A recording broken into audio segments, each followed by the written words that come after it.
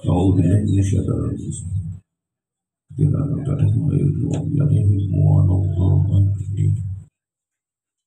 Bismillahirrahmanirrahim. Ahmadu man istafa min ibadihi man syaa bil wilayah.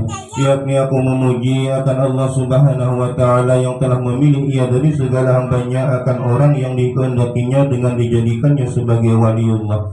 Wa khassafahu bihamdi asrarihi, yakni menentukan ia akan dia untuk membawakan segala rahasianya. Wa jazabahu minhu ilaihi bisabiqil inayah, yakni dan ia menghampirkan akan dia daripadanya kepadanya dengan sebab terdahulu pertolongannya. Wa syuruhan manna alaina bil iman bima ja'at bil anbiya wal awliya min asrarihi rabbaniyah, yakni aku bersyukur kepada Allah Subhanahu wa taala bahwa ia mengaruniai atas kami dengan mengimani barang yang mendatangkan dengan dia oleh para nabiullah dan segala waliullah dari segala rahasia yang bangsa ketuhanan. Wa waffaqana limutaba'ati sunnatihimul bahiyati saniyah, yakni dan ayat telah menolong kami untuk mengikuti akan jalan semua mereka itu yang terang lagi mulia. Wa usallimu ala man sajada lahul malak wa huwa fi dhahri abihi suri, yakni dan aku memohonkan rahmat dan sejahtera atas penghulu kita Nabi Muhammad sallallahu alaihi wasallam yang sujud kepadanya segala malaikat sedangkan ia masih terkandung di dalam tulang belakang ayahnya yang zahiri itu Nabi Adam alaihi salam. Wa ala alihi wa sahbihi wa tabi'ihim bisabilin nuri, yakni dan atas keluarganya dan sahabatnya dan segala yang mengikut akan mereka itu pada jalan yang nurani daripada amal yang salih.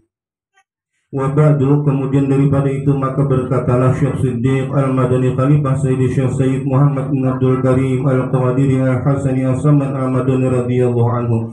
Hai segala saudaraku, manakala aku dengar dan aku lihat akan riwayat-riwayat daripada guruku daripada hadis Nabi sallallahu alaihi wasallam bermula pada ketika dibaca manaqib aulia Allah Ta'ala itu diturunkan oleh Allah beberapa rahmat atas orang yang membaca dan orang yang hadir mendengarkannya, serta diiktikadkannya dengan yakin hatinya bahwa orang itu benar-benar waliullah.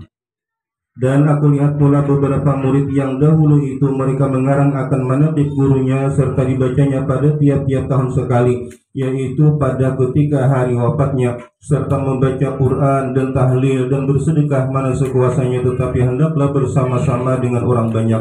Maka tatkala aku dengar yang demikian itu, yakni riwayat yang tersebut itu, maka sukalah hatiku mengerjakan seperti yang demikian itu atas sekedar pahamku yang batal ini, serta aku himpunkan akan setengah karomat guruku yaitu Sayyid Muhammad Saman radhiyallahu anhu. Dan adalah tabiatnya radhiyallahu anhu itu kasih sayang yang kepada orang yang menuntut ilmu dan kepada orang yang alim-alim dan orang yang salih-salih dan kepada segala orang-orang fakir dan miskin, dan lagi pula ia suka menjadi pembantu kepada segala orang yang datang ziarah ke kubur Rasulullah daripada orang yang alim-alim dan orang yang salih-salih dan daripada segala orang yang awam dan khawas.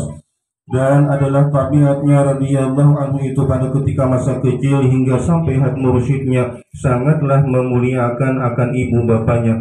Lagi pula ia mengekalkan musyahadatul wujud dan muraqabah dan ibadah hingga ia mengekalkan daripada ibadah, meninggalkan daripada adat dan melawani akan hawa nafsunya hingga daripada yang halal sekalipun. Dan tiadalah ia tidur pada ketika malam hari melainkan sedikit jua, dan apabila ia diberi bantal oleh orang tuanya ketika ia hendak tidur maka keluh kesahlah ia seperti orang sakit. Dan apabila sampai waktu sahur maka ia bangun daripada tidurnya lalu ia ratib sahur. Kemudian daripada itu lalu ia sembahyang subuh berjamaah dengan orang banyak, lalu pula ia ratib subuh hingga terbit matahari. Manakala terbit matahari kira-kira segala, maka bangkitlah ia sembahyang sunatul isyraq 2 rakaat.